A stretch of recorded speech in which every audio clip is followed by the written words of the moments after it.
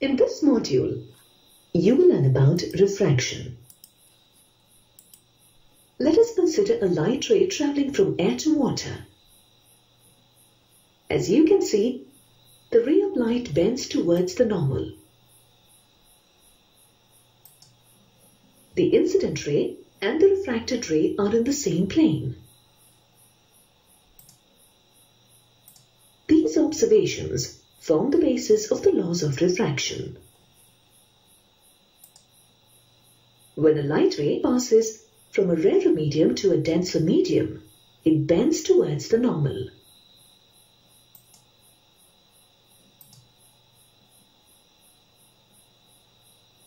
When it passes from a denser medium to a rarer medium, it bends away from the normal.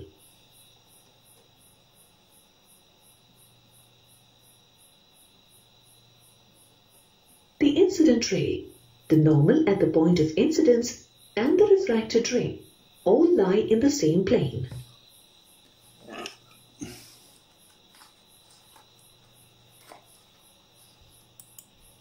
Let's compare two situations where we observe the bending of light. When light passes from air to water and when light passes from air to glass. You can see that light bends or deviates differently in both cases.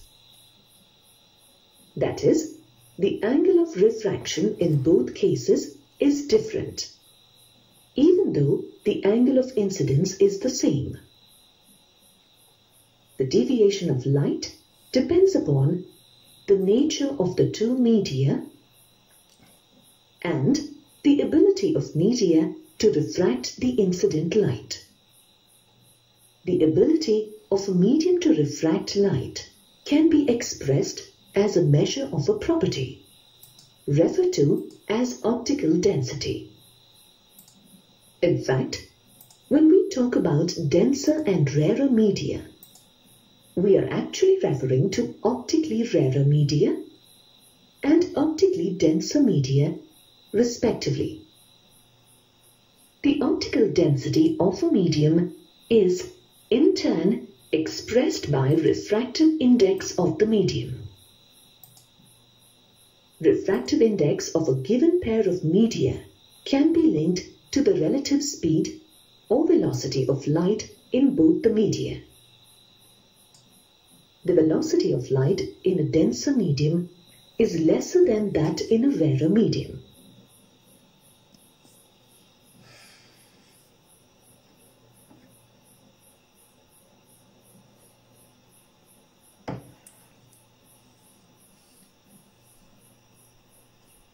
In vacuum, the velocity of light is the highest, 3 × 10⁸ meters per second, and is denoted by the small letter c.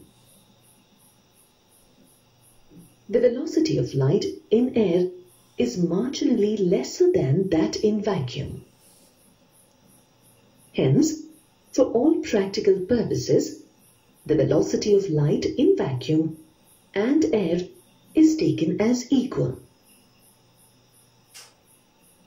Consider a light ray passing from a rarer medium, M1, to a denser medium, M2. It is incident obliquely on the interface separating both the media. Let the velocity of light in M1 be v1 and that in M2 be v2. Then the ratio of v1 to v2 is the refractive index of M2 with respect to M1 and is denoted by N21. With the same notation, the ratio of v2 to v1 is the refractive index of M1 with respect to M2, which is denoted by N12. If one medium is air or vacuum, then the refractive index of the other medium is considered with respect to air or vacuum. The refractive index of any medium with respect to air or vacuum is the absolute refractive index of that medium and is denoted by Nm. If v is the velocity of light in a given medium, then the absolute refractive index of that medium is the ratio of C to V.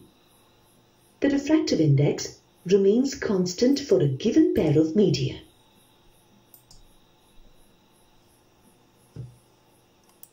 It is difficult to determine the velocity of light in each medium. Therefore, another method of determining the velocity of light in different media using refractive index of the medium was needed. Willebrord Snellius, a Dutch mathematician, discovered the relationship between the angle of incidence and the angle of refraction for two given optical media. Based on this knowledge, he proposed a law to measure the refractive index of a material. This law is known as Snell's law. According to Snell's law, the ratio between the values of the sine of the angle of incidence and the sine of the angle of refraction of light of a given color for a pair of given optical media is a constant quantity.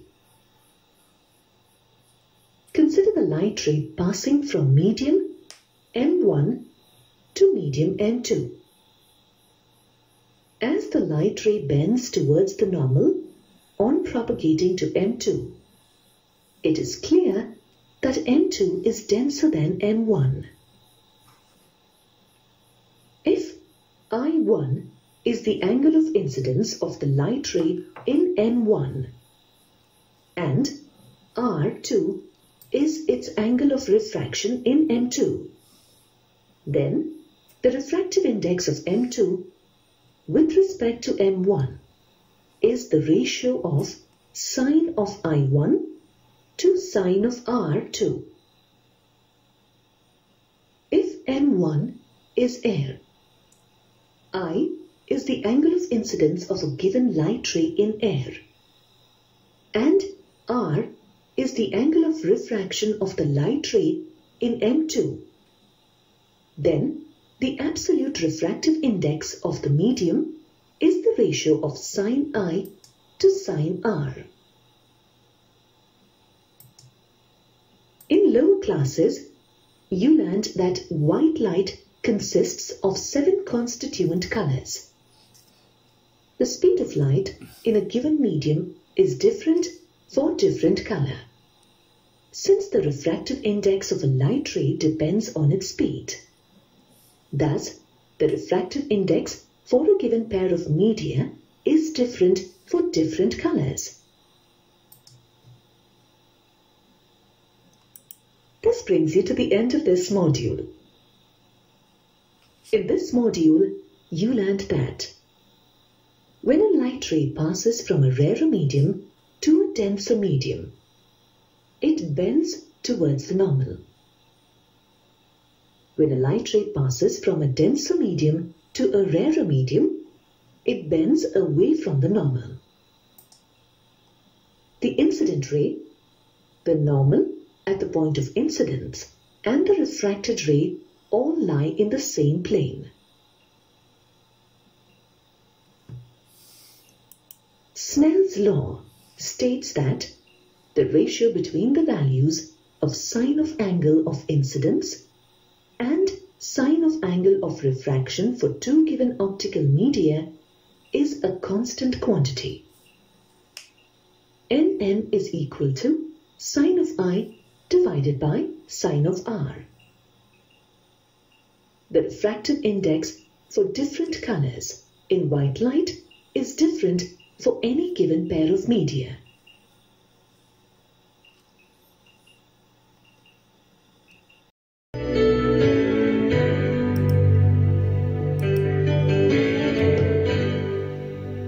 In this module, you will learn about convex lenses. A lens in which both the surfaces are convex is known as a convex lens. Light rays incident on a convex lens get converged at its focus. This is why a convex lens is also called a converging lens. The ability of a convex lens to converge the light incident on it depends on its focal length.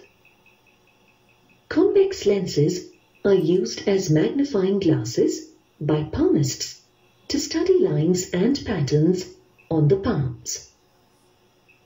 They are also used by fingerprint experts for magnifying and studying fingerprints.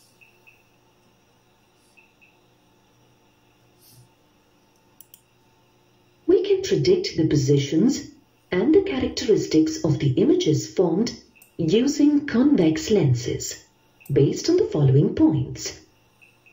When an incident ray is parallel to the principal axis, the emergent ray passes through the focus. When an incident ray passes through the optic center, it propagates without any deviation. When an incident ray passes through the focus of a convex lens, the emergent ray passes parallel to the principal axis. For each position of the object, consider two light rays emanating from a point on the object. When an object is placed at infinity, the image is formed at f2 and is real, inverted and highly diminished.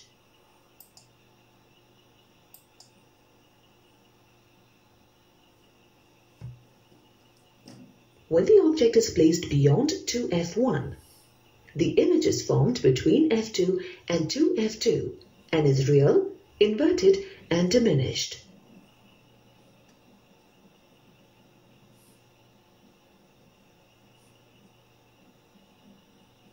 When the object is placed at 2f1, the image is formed at 2f2 and is real, inverted and of the same size as the object.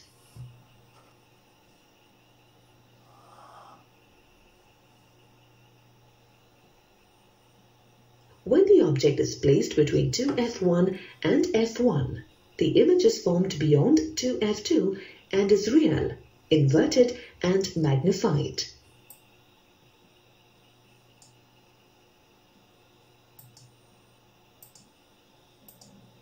When the object is placed at f1, the image is formed at infinity and is real, inverted and highly magnified.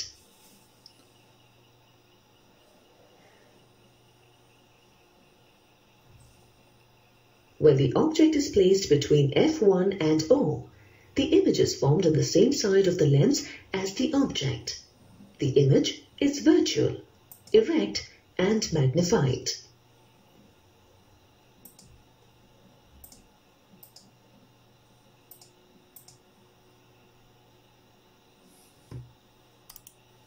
This brings you to the end of this module. In this module, you learned that a lens in which both the surfaces are convex is known as a convex lens. Light rays incident on a convex lens converge at its focus. A convex lens is also called a converging lens.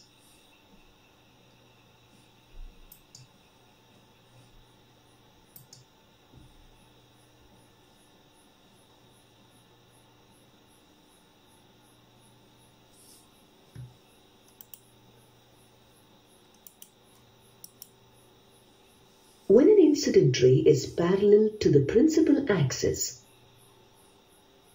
the emergent ray passes through the focus.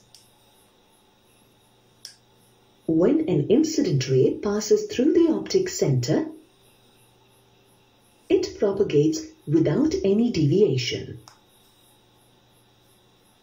When an incident ray passes through the focus of a convex lens,